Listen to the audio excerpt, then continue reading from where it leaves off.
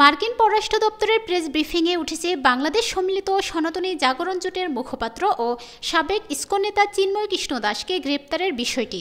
এক প্রশ্নের জবাবে দপ্তরটির উপমুখপাত্র বেদান্ত পেটেল বলেছেন, অপরাধী অভিযুক্তদেরও উপযুক্ত আইনি সুযোগ দিতে হবে।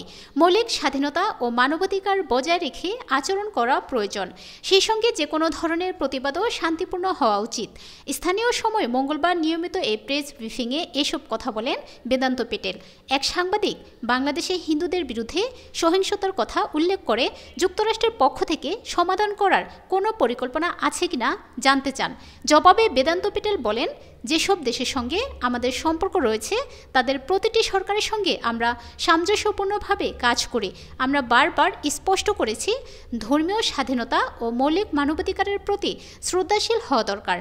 যে কোনো ধরনের প্রতিবাদও শান্তিপূর্ণ হওয়া উচিত এবং যে কোনো ধরনের ক্র্যাকডাউন, এমনকি ক্র্যাকডাউন না হলেও সব দেশের সরকারকে আইনের শাসনকে সম্মান করতে হবে আর তার অংশ হিসেবে মৌলিক মানবাধিকারকেও সম্মান করতে হবে।